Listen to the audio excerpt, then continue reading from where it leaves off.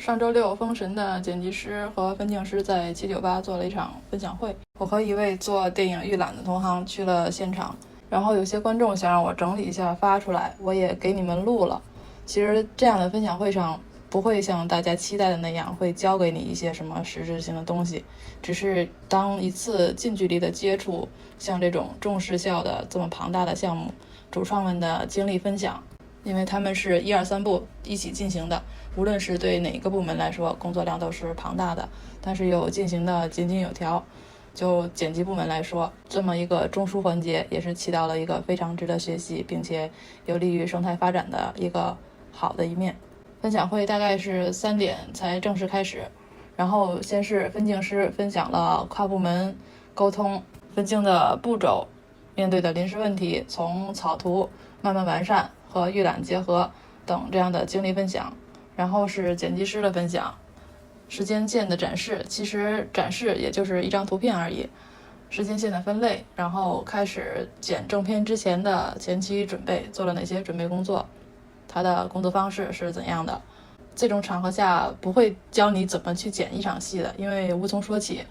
所以对其他行业的观众来说就是相当于一个科普，对行内的来说就是一种思维的交流。我选取了部分内容，因为全篇下来2个半小时吧，大家肯定看不完，声音也比较杂，我把误导性的字幕都进行了修正，也算是保姆级的面面俱到了。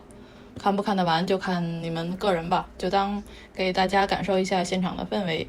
就当给外省的封神迷或者是徘徊在影视门外的观众一个感受一下现场的氛围吧。行吧，我觉得今天以那个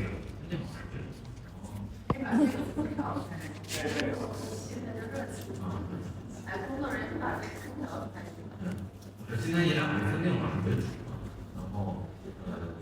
一会儿有时间我会展示我的那个就是我的那个时间线是什么样，让大家可以看见那个工作过程是什么样。然后如果大家后续有提问的可以提问。谢谢。那个应该大家看到我们这个海报啊，这次这海报我也跟以前海报好像不太一样，它模糊啊。那么上面那块呢，它应该是那个是分镜啊，我们诚心模糊一点的，是为了今天能来揭秘。然后时间线那个冯创老师的时间线呢，也不能轻易暴露给大家，要不然一下学到招了就不行了，是不是？因为就像刚才黄老师讲，我们在座的各位现在这个视频时代，每个人都在剪片子，但是为什么我们剪得不好呢？待会儿大家可以提问啊，问一下黄老师怎么能剪出大片？3部里面开发特别开展明白，因为封神它是3部嘛，现在第1部刚剪的有些东西，我在想，先要放在第1节，哪些放第2节，中间有很多跟导演之间的一些决策啊，待会儿。因为我知道在座的肯定上次我问过，看过5遍的几遍的也不少，有的听完我们的分享之后又去再刷的也不少，所以呢，我们今天稍微轻松一点，也不是说老师在分享他准备了非常多的这个内容许生老师和卢飞老师，因为分镜，我想问一下，分镜你们画了多少幅画面？就是第1部。这个很难计算，因为真的是太多了，就整个硬盘都已经爆了。多大的硬盘呢？好几 T 吧。然后主要是除了最终我们呈现的那个对话画面之外，然后还有中途有很多修改，对，所以就是服装就是单张的数量就。对，确实，我想问，其实我问的这个问题是个伪命题，因为确确实实好多画分镜的老师，尤其这么大体量是没法统计的，因为中间团队人员也特别多，今天他们准备时间出来真是很不容易了。然后呢，还要不断的改，有的是要对导演这边为导演负责，那么有时候跟像剪辑老师沟通呢，剪辑老师也要过来看一下这个分镜是怎么样的啊，包括跟 Permit 团队等等，所以他们的工作量非常大，而且跟各个部门的这种沟通协调事情也特别多。那么今天呢，就是他们许生老师和卢飞把分镜跟第一部有关的主要的跟大家看一看。要是大家可以去猜猜想一想，这是第一部里头哪个镜头有点问题，大家可以举手提问啊，尽量在老师告一段落的时候举手啊，好吧？那请许生开始。对，就刚才聊到这儿，然后我突然就想到，就是其实，在封神做分镜设计这一块儿的时候，跟其他项目还有一个很大的一个特殊性在于说，以往可能别的项目更多的分镜这边最多的就是最紧密的吧，就是接触的就是像导演或者摄影指导这样，或者是动作指导，就是比较单方面，就只用为就是跟某一个神去对接，但是在工程的时候其实是需要多部门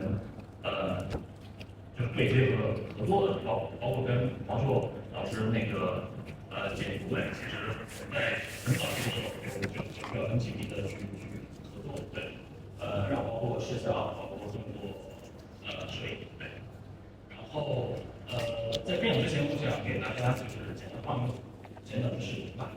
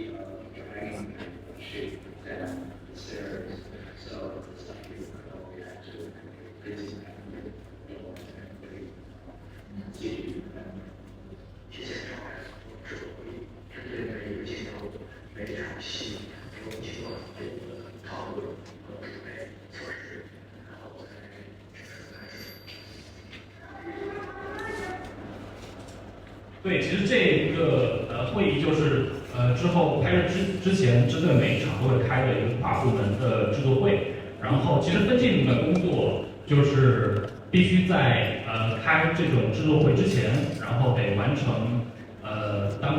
就是所聊的那一场的分镜。对，然后能够给就是团队中其他部门的人，然后一块儿去分析这个多少。就这场戏具体的那个实施的镜头有多少，然后需要哪些元素，对，然后大家可以基于有一个很确切的一个画面，然后进行去对未来工作的一个规划也好，或者是一个提前安排也好，对，进行一个讨论。然后这边我可以先分享一下，就是作为分镜设计这一块儿，我们的一个工作的一个流程吧。对，第一步其实还是就是我会拿到剧本，然后关于我们这个分镜组，其实3部是一块儿在做，然后前后的附近艺术家加起来一共有12位，对，然后公益的时候其实也有6位、7位这样，对，然后我们大概的一个流程就是一开始就是我们可能会为了那个提高一个效率，就是我们会先，比如说我会先跟那个导演还有摄影指导，然后先去沟通每一场戏的一些重点内容，然后先去出一个然后这样一个过程，其实就跟那个做雕塑一样，就是我们先出一个大的一个大的方向的模块，然后再通过后面一步一步的再去细化，然后最终把它雕塑成那个最终我们所想要的一个形态。对，所以然后当草图阶段就是把跟那个导演还有摄影指导去确定之后，然后确定了大方向，然后会进入到一个细化阶段。然后在细化阶段的时候，其实也是会反复的和导演和摄影指导去反复的沟通，然后在细化阶段呢，更多的去尝试的就是一些具体的单个镜头的一些设计，就是在这方面可能会调得比较细，比如说你的机位角度、你的景别的一些安排，对，然后当这一步完成之后，然后会先进入到剪辑部门，然后由那个剪辑老师会先把它就是码上时间轴，然后做成一个带时间的一个视频，对，然后之后就会再进入到预览的阶段，大概是这样一个流程吧。对，然后这边我可以先给大家展示几场戏的就具体的戏吧，然后通过这个戏，然后再去向大家展示我们具体的一个工作流程会是什么样的。然后咱们可以先看这场，这场大家应该还记得吧，就是姬昌在那个森林第一次遇到黑人子这一场。然后这一场其实当我们拿到剧本的时候，然后首先我们要做的就是分析这场戏，因为分析设计其实也是我在这个项目中学到的，就是它并不是一个机械的把剧本文字，然后逐字逐句的去把它转化成画面，相反是需要去理解这个文字背后的这个故事内核之后，然后再把它用一种讲述方式，然后把它给展现出来。对，所以一开始的时候，然后会先跟导演和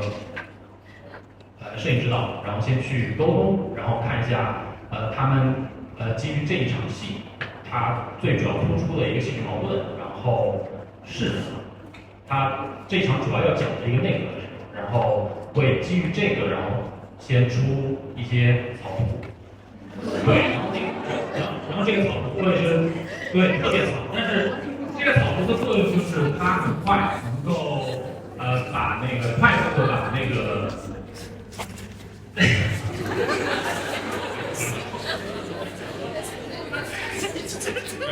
然后就这样的一个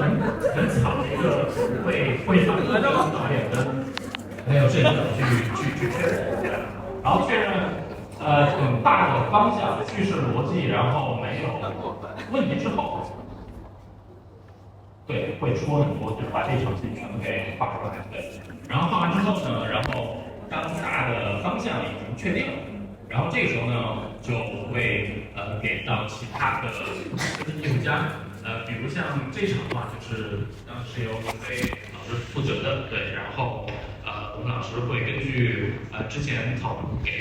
图那个大方向，然后进行一个细化，对，然后对然后细化的过程中，其实还是会不断的给导演还有摄影导去提放，然后在这个阶段的时候，就是更多的可能是基于一个具体的一个镜头的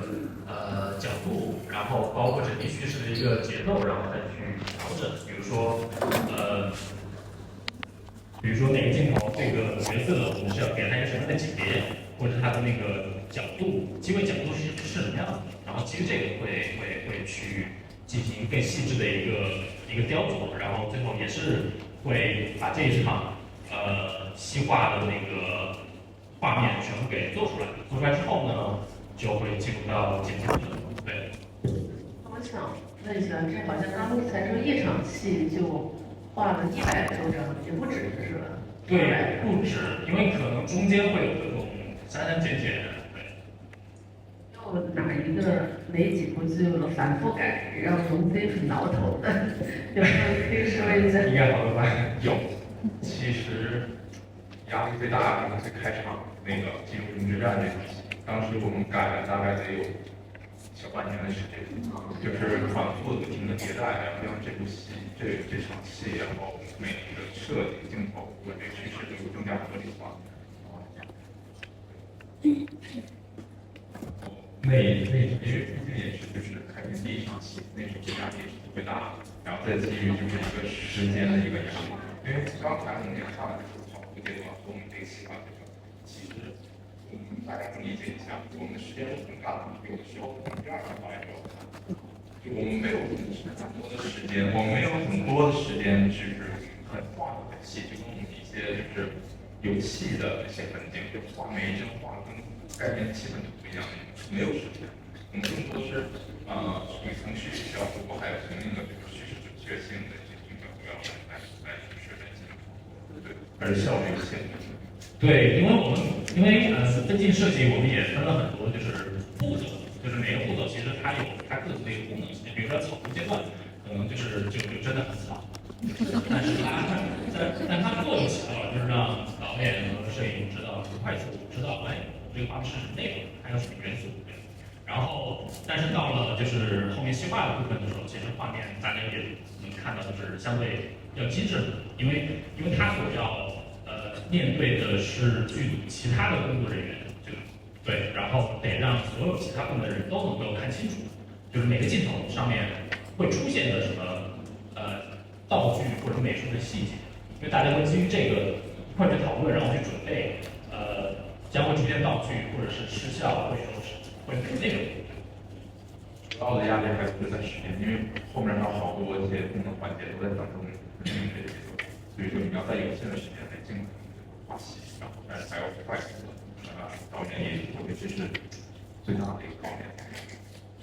对，其实大家刚才两位老师分享的时候，有特别草的，也有比较细的，但有时候网上流出去的可能特草。比如说老师画的不好啊，他是分镜，他的工作不是你要画的多细，他是刚才老师讲的，是为了跟剧组的人、导演也好，其他团队的一个沟通。大家一画的时候，哎，就明白这个是怎么定位的，我大概这个人的表情是什么样的，它是一个情绪和这个场景位置的一个表达。我们在这儿的目的不是说要画的多细，当然有这个阶段，像龙飞老师画的这个阶段，需要细的时候它会特别细，对吧？甚至有的时候可能是导演一边说，我们一边就在旁边要勾出来，你就更没有时间考虑细，我们也串着。我就忽然想到一个题外的，英雄这个电影，当时现在也是北珠指导的武明老师，当年他当时好像电影学还没毕业就被拉到导演面前画分镜，就是在那种涩的状态下还要马上改，然后很崩溃。后来出书的时候还是为了完整性，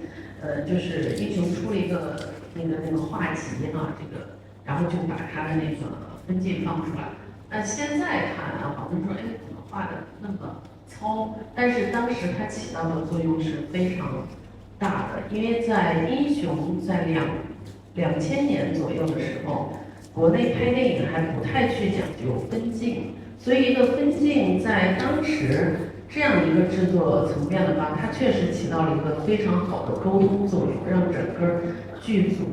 因为这个英雄是3个故事嘛，红白蓝3个故事，跟这个3部曲它是一样的一个概念。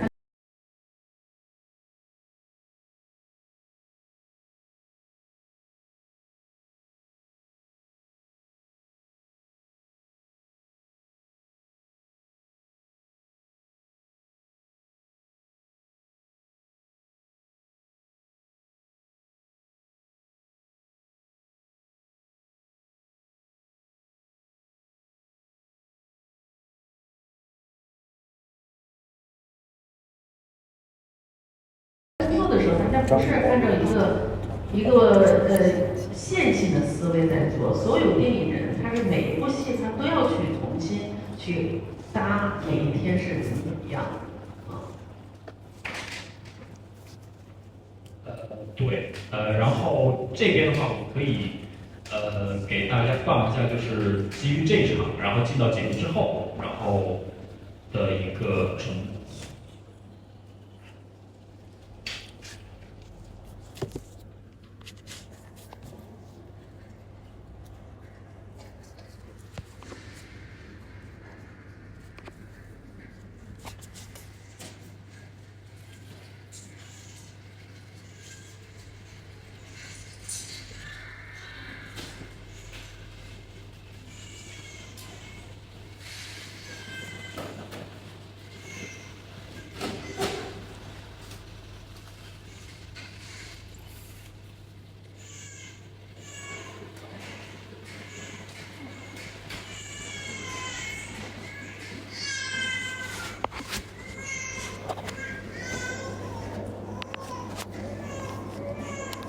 对，因为进入到剪辑之后，其实会从里面再挑出一些具体的镜头，然后会把它做成预览。对，所以这部分也是分镜跟预览的一个最终剪辑的一个版本。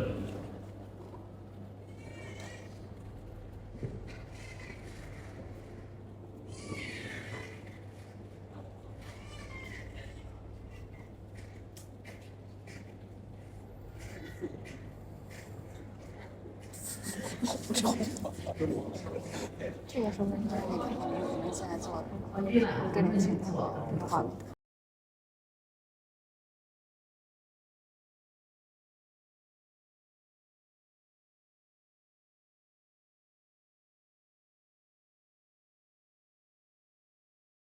对。钢铁。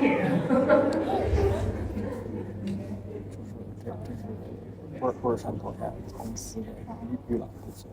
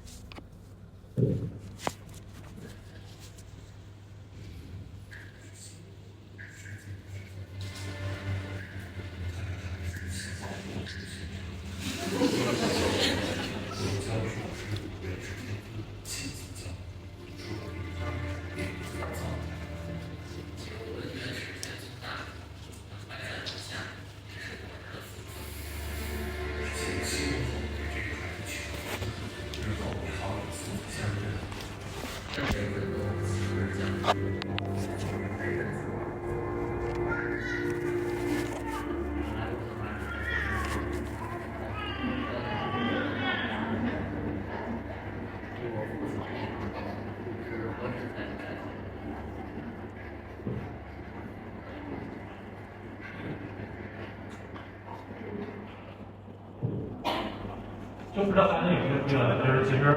目前这一版的那个，就是这场戏的结尾跟正片里面还是不太一样的。对，因为这是因为其实当我们其实已经剪辑好，然后并且已经做了一些预览镜头之后，其实因为我们的剧本还是在不断精益求精的去调整一些细节的场次，对，所以当剧本那边会有一些改动之后，其实会立马反馈到分镜这个阶段，我们会继续再进行修改。就比如说现在这场戏，其实我们已经都做完了，然后预览也做了，但是在翻过来的时候，可能比如说在结尾，因为有戏剧上的调整，所以我们会单拎这个就是修改的点出来，然后再进行修改。就比如说结尾，其实最终结尾是那个让哪两姐先抱着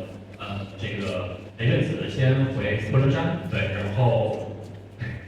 那个姜子牙再留下来和那个西伯侯他们再去有下面的戏剧那个进展，对，然后基于这点，然后会修改一下结尾这一段，然后一直落到他们二人的一个对话里面就 OK 了，对，然后并且可能还会有一些其他的调整，比如说可能我们会需要，就是后面也是因为剧情上面调整，然后早期可能有设计过这个就是对，它是一个正常起伏的一个婴儿的一个状态，但是后面因为一些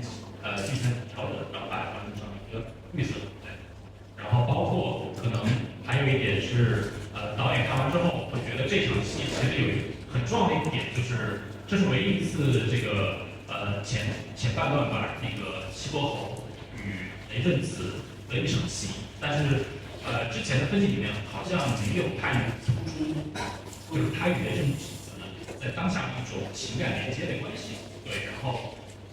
基于这一点，然后分析这边就会提出就是增加一些镜头，然后去强化就是两人之间一个情感纽带的这样一个关系，对，然后就设计了这个我们看到的一个手的特写，然后小婴儿手抓着那个击伤的手，然后包括也会增加细节，就是姜子牙会拿一个仙丹，然后会给这个雷震子吃，对，然后其实其实这场戏就大概浓缩了我们的一个创作的一个过程吧，就是哪怕我们这场做完了，但是还是会有一些细节上的修改，对，直到最终要在开那个就是大的跨部门会议之前，我们会形成一个定版，然后让跨部门的人然后一块儿去讨论最终这场戏的一个执行的一个方式。这个期间有跟剪辑这块儿都黄春这边已经介入，你的这个初剪团队应该前期也在嘛？对。其实跟黄老师这边是当那个故事版就是当分镜进入到剪辑的时候，其实我们就会有密切的一个合作，因为每次导演还会定期会去看剪辑，对，所以可能在导演看之前吧，然后比如说黄老师在剪的过程中会觉得说，哎，这个地方其实需要加一个镜头，会这样更顺，或者是这样好，然后这边会去做一个这样的一个画面出来，然后加进去，然后让整个剪辑看起来会就是效果会更好，然后之后才会请导演过来再去看，所以这样的一个工作的一个状态其实是一直在持续的。然后可以继续再分享下一场啊，就是这是那种今天拍3000第一次被骗到那个在人间被骗的那个，然后这场其实一开始也是会跟那个摄影指导先去沟通，因为这一场有一个比较需要提前去解决的问题，就是关于人物的一个行动的一个位置关系。对，因为这场其实它不像之前那场，这场它的那个空间位置会更大，然后涉及到的一些人员会更多一些，所以前期的话会提前会跟摄影指导先去沟通这个位置关系，然后摄影指导或者导演，然后都会给出一个他们事先的一个想法，然后在拿到了这些就是意见之后，然后会进行一个分镜的一个草图，然后这个草图也是会反复进行几次，对，然后直到形成一个相对准确的一个大的一个方向。形成一个大的方向之后，然后就会进入到就是新一轮的那个细化阶段。然后这场戏的细化的艺术家是贺文双，然后也是他的这个细化阶段，然后也是反复提报，然后反复修改，然后定稿之后了，就是在那个阶段定稿之后，然后会进到剪辑的阶段，然后会形成出一个剪辑。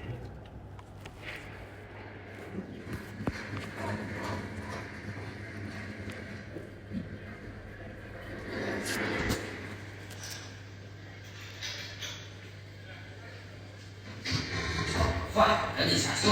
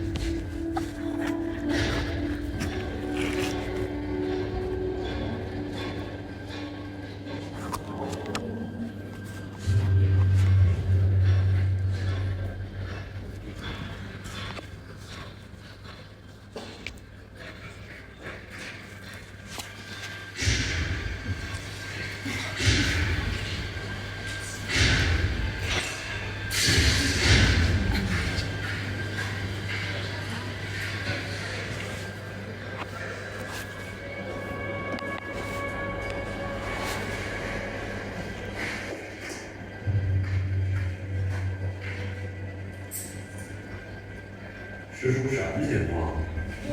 给人赖？师叔，你不是对人家很熟吗？40天没回来，我那时候人家不是这样，把他带去。大人，您弄错了，我们是修仙之人。那你算是来对地方，我们这里就是人间仙境，把您拉下去。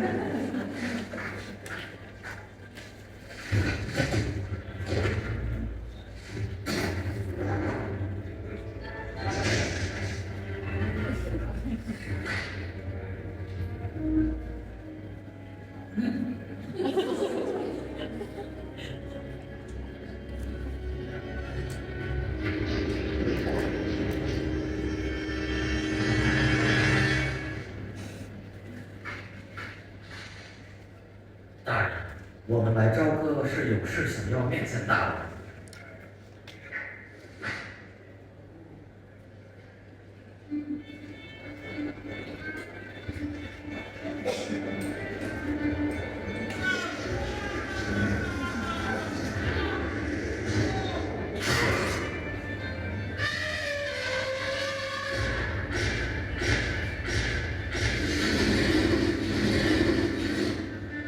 快救人！能用法术吗？废话，憋死！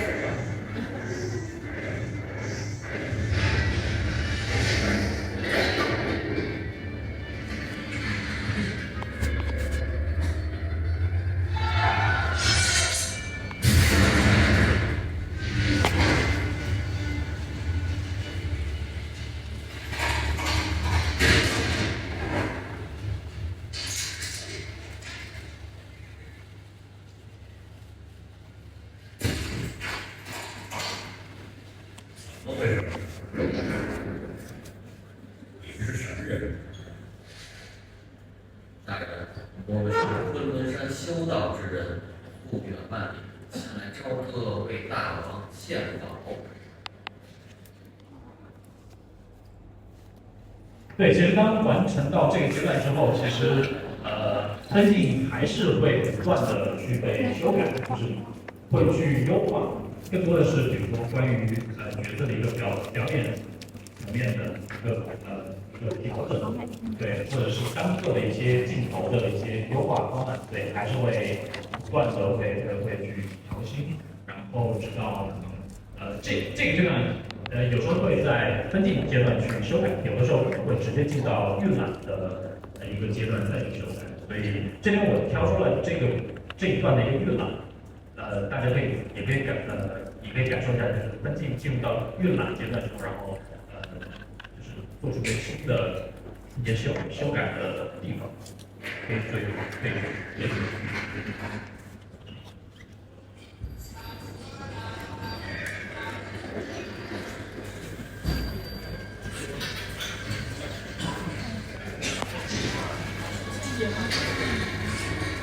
快，赶紧下车！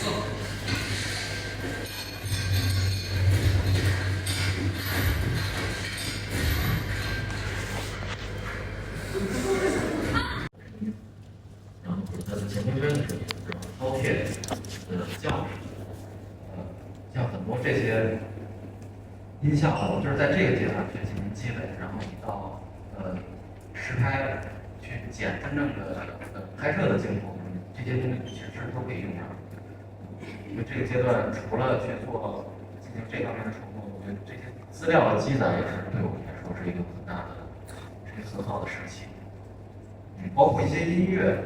就是临时音乐，因为就是后期制作很漫长，我们在剪辑的过程当中，其实很长一段时间是只能用自己的临时的声效，然后临时的音乐，临时的视效，去给一波一波的这个观众看，因为导演也要看，观众也要看，甚至有可能在我觉得我最早做试映的时候。用的这个声音跟音乐都是我们自己贴的，因为我自己本身对那个音效的那个要求会比较高，我在剪辑阶段我已经是在做5.1的声效，5.1可能有人会觉得没必要，但其实比较有必要，是因为就是一般剪辑会用2个喇叭，就是左右，就是放2.0的立体声。立体声有一个问题就是，它不能很好的把就是现场的台词很好的立出来。5.1的话，它的那个中置的那个中式那个音箱，它就是专门负责人声，所以5.1的最大的好处能让人很清楚地听到这个，这是比较重要的。另外，我可能会把一些环境间的，比如说风声、雪声、雨声，往后面两个环绕的音箱去放，但是这个没有这个设置。就是我们在这个哪怕粗简的这个阶段，对所有的无论是视觉还是听觉的要求都是自我要求。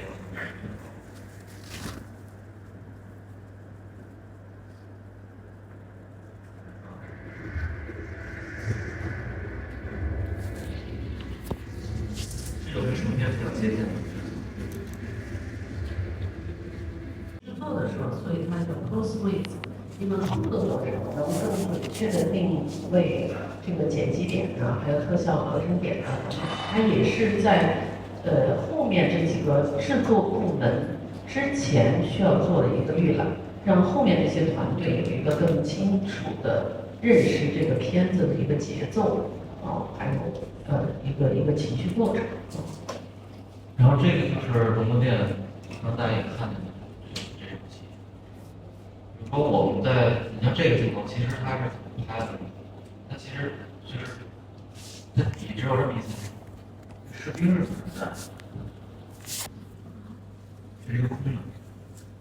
能看到这儿的，希望这次分享对你们来说有用。另外，这篇结尾中也谈到了预览部门的协作，大家对预览这个环节应该不是很了解。有机会的话，我也可能请到参与到封神预览环节中的人士来做一期介绍，看大家的时间吧。感谢你们的支持，我们下期见。